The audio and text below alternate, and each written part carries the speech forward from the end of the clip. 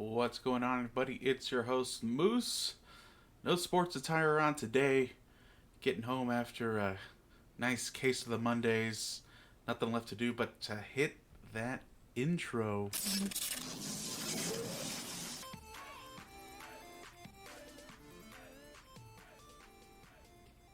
That's right, everybody. A special Monday afternoon, Monday evening, Thunderdome Puckcast.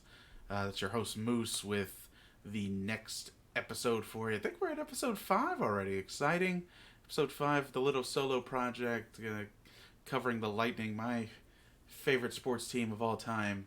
And a couple topics to catch up on today. Of course, finishing off the road trip with Montreal and Boston. But first, wanted to check in on. We'll do this from every episode. We'll kind of start off with looking at the next division over. So we looked at the Atlantic Division last week. We're going to look at the Metropolitan this week, and of course we'll look at the Pacific and the Central in the upcoming weeks as well. Talk about Montreal and Boston, of course, and how the Lightning ended up the road trip. Get some road trip thoughts. Definitely one of the longest ones we'll be on all year, and again, kind of odd that we had it at the beginning of the year, but that's just kind of how the schedule played out this season. And then, of course, we'll close up looking forward to the homestand. The first game of the homestand already happening on Saturday. Quite a disappointing effort against the Colorado Avalanche, but we'll talk about that in a few minutes when we get there. Let's talk about the Metropolitan Division, of course, the other division in the Eastern Conference, where we'll likely face one of 3 or 4 teams if we make it to the Eastern Conference Final. And honestly, the way we've been playing lately, if we even make it to the playoffs, heck, I don't even know if I have us in the top 2 right now. I'd be curious to see what professional power rankings have us at. We've looked great, and then we've not looked great. We're still having that inconsistency that is quite puzzling. And again, maybe we were spoiled by last year, thinking of our Bolts winning, 60, 61 games. We knew this wasn't going to be the case. I haven't penciled in, hopefully, for a solid 54 or 55 wins, but they had a bad loss against the Avalanche. And again, we won't cover that too in depth. We'll get that on our next episode of the Puckcast. But let's start out by looking at the Metropolitan Division. Pretty interesting layout this year, especially with Carolina's semi-Cinderella run to the Eastern Conference Finals last year, coming up short, of course, against the Boston Bruins. Those bunch of jerks, as Don Cherry likes to call them. They still have the storm surge going on, so I'm excited they weren't discouraged by traditional hockey. Of course, the storm surge being the after-game antics that the team comes up with in celebration of a home win. So, Metropolitan Division, let's just get straight to the tape here. I'm going to switch over to some of the stats because I'm just really interested in them. So, of course, the big surprise, John Carlson not only leading the Metropolitan Division, but also leading the NHL in points. I think 15 assists, 3 goals. So, not necessarily surprised, but he's off to a great start. And Crosby not too far behind him with 12. So really, Washington getting great production from John Carlson and some of their defenders. Ovechkin even trailing in total points with 10 behind Carlson. Wanted to look at goals, of course. Eric Halla, who scored 1 against the Bolts when the Bolts were in Carolina, taking the lead in goals there with TJ Oshie. So again, I think the Caps and the Hurricanes, along with the Penguins, are really going to be your top 3 teams going forward. I think the big fight's going to be for 4 and 5 to see who could hopefully end up with a wild card spot. That's looking like it's going to be the Islanders, I would say. I mean, maybe there's a surprise team out there that sneaks in there. I don't know. I'm feeling pretty solid with the Islanders giving a big push there. I don't think the Flyers are there this year, despite Carter Hart, and I don't think the Devils are quite there, despite giving Nico his big contract extension. And I think the big surprise, we'll look at the standings, is the Rangers being in last place. I think only 4 points. That is a bit surprising, especially with Zibanejad being at the top, near the top at least, of the Metropolitan standings in terms of points and scoring. So, again, not really too many surprises up top. Of course, the bread man in the 6th spot, switching over from Columbus, of course, to the Rangers, getting a little bit of production from him. But again, ultimately disappointing out in New York. Not sure if they're getting the goaltending. I know Hank is getting towards the end of his career, and I'm not sure if they have the answer and goal behind him yet. Again, really not too many surprising factors here. Let's look at assists. Assists, of course, Carlson and Crosby at the top. See if a couple new names here. Up and coming Andrei Vasilevskiy for Carolina. Always customary to see Nicholas Backstrom up here. And Taylor Hall, who some rumblings, released some joke rumors with Edmonton's hot start. Maybe he ends up in a big almost coming home event or going back to the Edmonton Oilers now that at least it seems like some of the turmoil has been solved over there with regards to coaching and performance. They're off to a hot start this year. So let's look at the standings here, the team standings. Of course, you're looking at points. Washington's at top 14, followed by the Penguins and Carolina with 12. Islanders right there in the 4th spot. I just don't know, with the loss of their goalie, I just don't know if Columbus can pull it off with, what's his name? Moving on to the Panthers, Bobrovsky. Oof. It's been a long day at work. I don't know if they can sneak in there. Even if they get into the 4th spot, I just don't think any of the wildcard teams come from the Metropolitan Division this year. I just don't think it happens. But you have the possibility there. Columbus, Devils, Flyers, and the Rangers with 4 points, bringing up the rear. That's actually quite surprising. Their goals scored, I think, is really where they're hurting. Goals against, really, not on the lower end, actually, with 22. They're really hurting on offense with, I think, Zibanejad providing most of their scoring so far, 17 goals. That's actually pretty poor.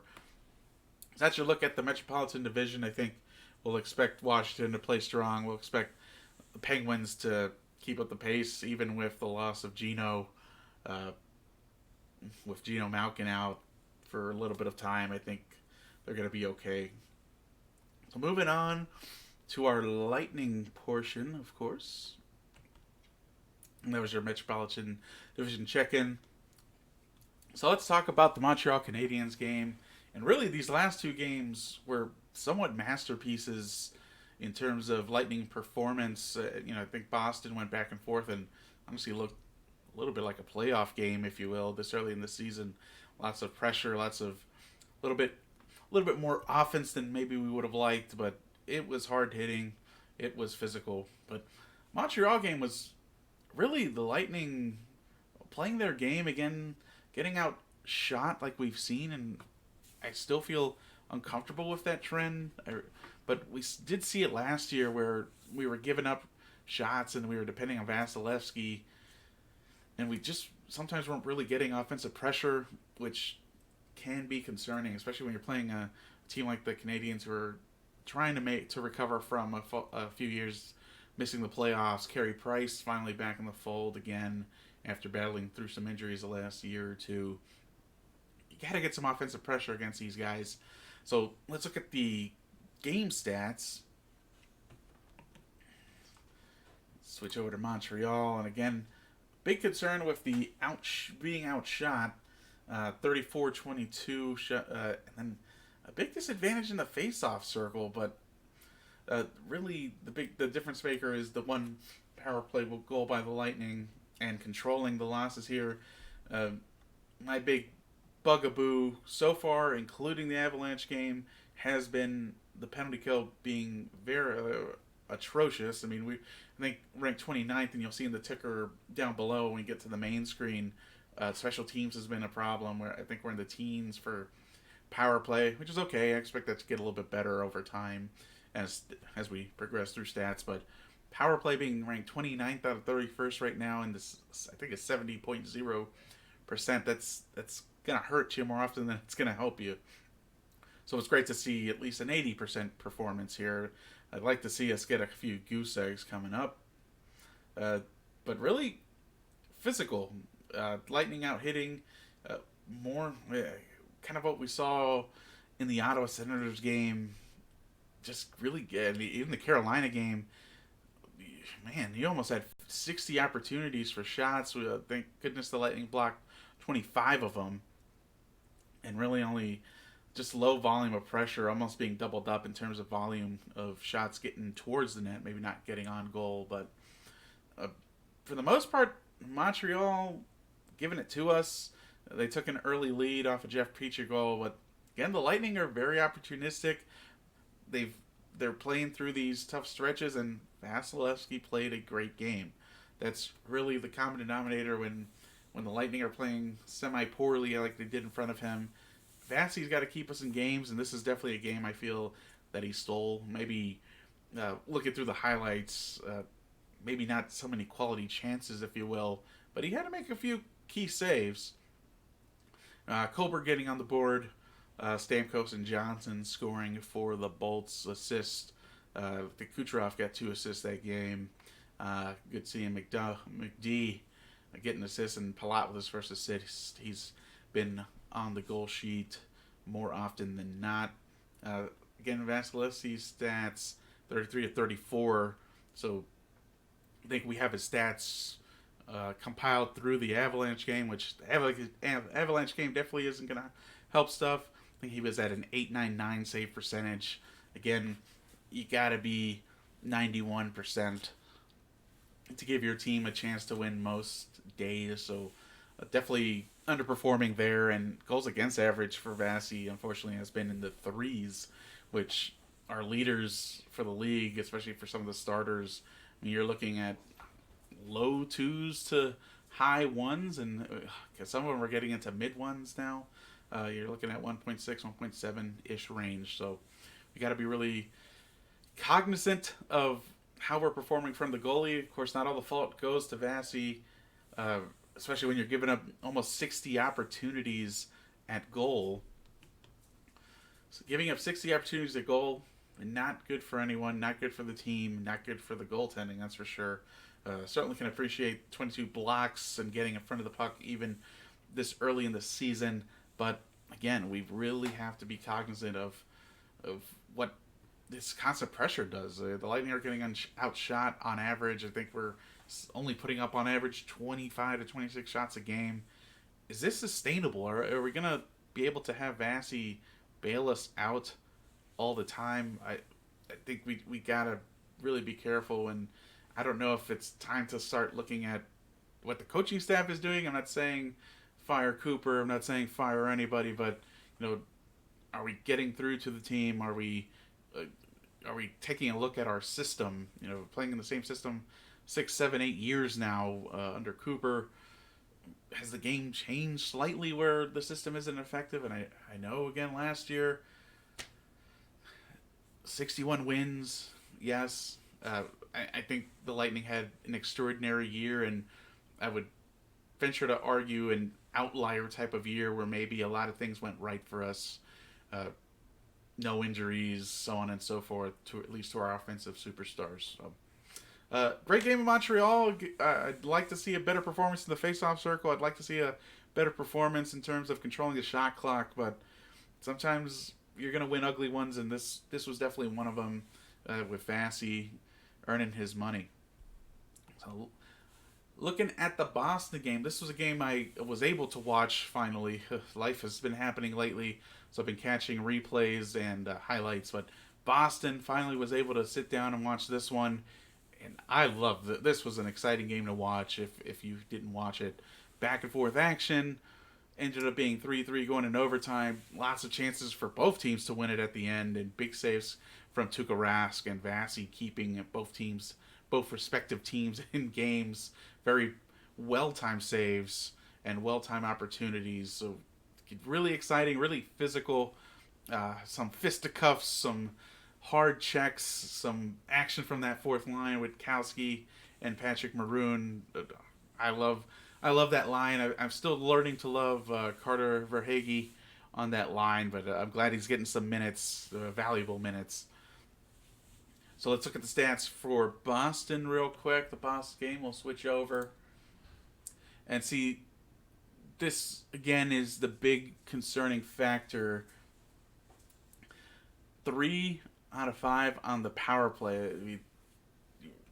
I think this might be a big point that I'm going to be saying moving on.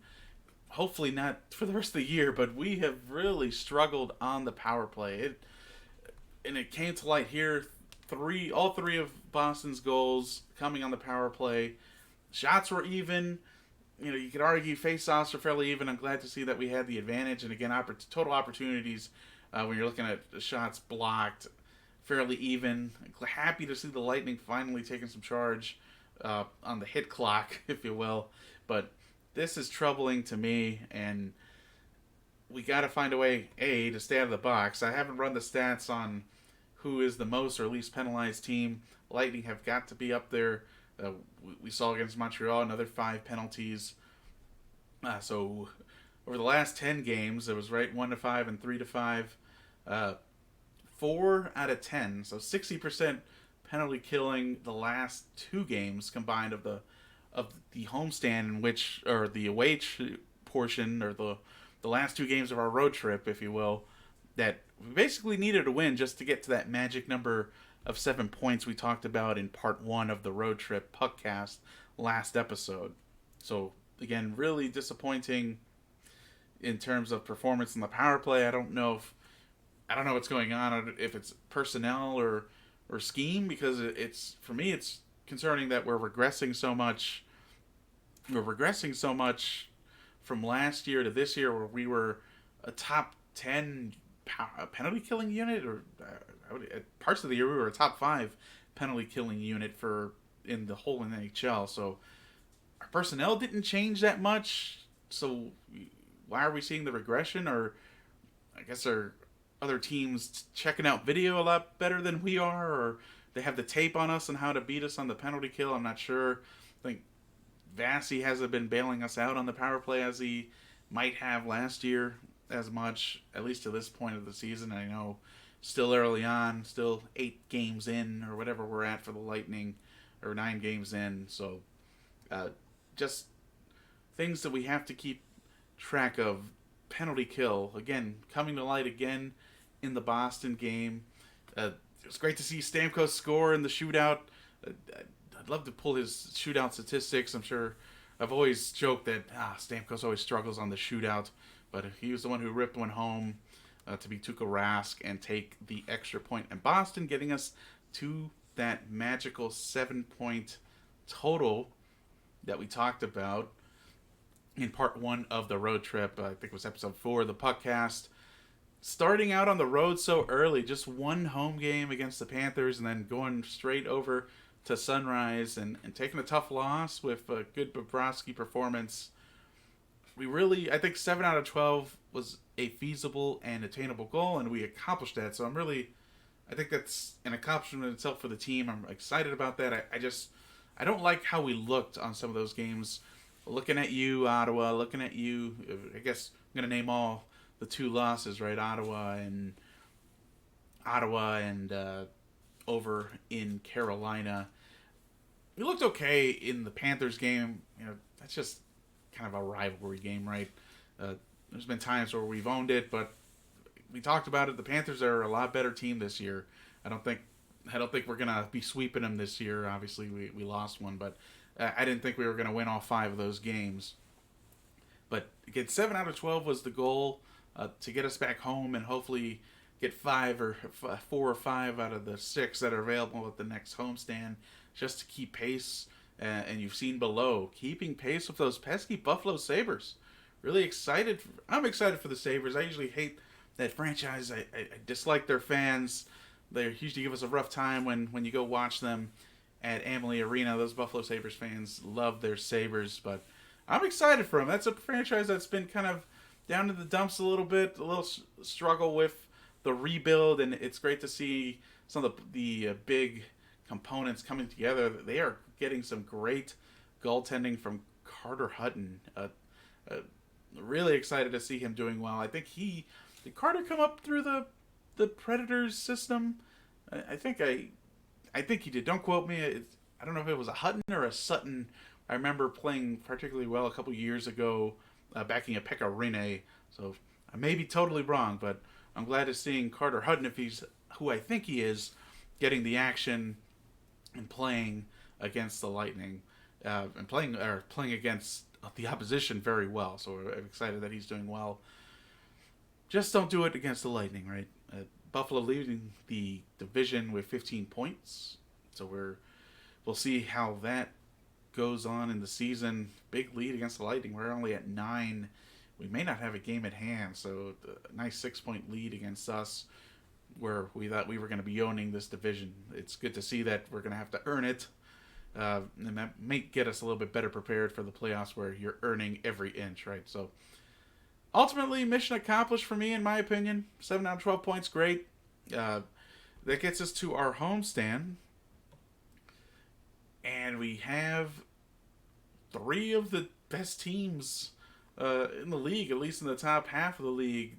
Colorado came in undefeated. Of course, the game occurring on Saturday. Lightning dropping a tough game, 6-2 to the Avalanche and their backup goalie. We'll talk about that at the next Puckcast.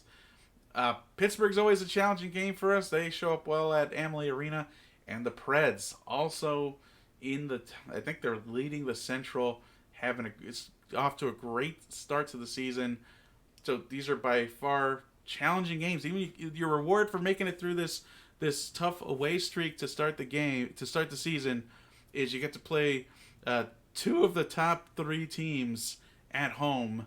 And Colorado, like I said, came in undefeated, and they left Tampa undefeated. They took care of business against the Panthers before on Friday, and on Saturday took care of business against the Lightning. So they leave with 7. I think they have a 7-0-1 record right now. You're looking at Pittsburgh, who again always is problematic. It just depends what team comes to play against the Lightning. And then the Predators, who are always tricky on home ice. I know we struggle over in Nashville, but mostly when we're here in Tampa, we take care of business against the Predators. And again, they're leading the Central Division. So as we come to a close, we'll talk about the Avalanche game, and we'll talk about the homestand. So we'll probably have our next episode when the homestand is done next week. Again, the Lightning falling to the Avalanche 6-2. They'll play Pittsburgh, I think, tomorrow, Tuesday, and then the Predators, I believe, on Thursday before they head over to New York for yet another road trip to some of our Metropolitan Division foes. Thankfully, the Rangers aren't having a great year, so maybe that'll be an opportunity to get some momentum on the road. That's been it for me. It's been Moose with the Thunderdome Puckcast. We appreciate you. Make sure you give us a like. Make sure you give us a subscription as well on YouTube. We'll have either a live episode of Balls, Brews, and Bros coming up with Mike, with the Bucks being on a bye week. We'll have $10 Sports, getting ever so close to hitting my parlay. So sad. I'm so sad. Detroit coming up short against the Vikings, costing us there. And the Bills not covering also really hurt. Not even covering on the teaser. And we'll talk about that next week on $10 Sports later this week on Wednesday. Be on the lookout for another Puckcast in the next few days after the Nashville game. And then we'll get back going on Bucking Hangover. Bucks Titans this upcoming Sunday. Bucks making a trip to the revitalized Titans with Ryan Tannehill taking over for Marcus Mariota. That's it for Thunderdome Puckcast episode 5. We will see you next week. Go Bolts!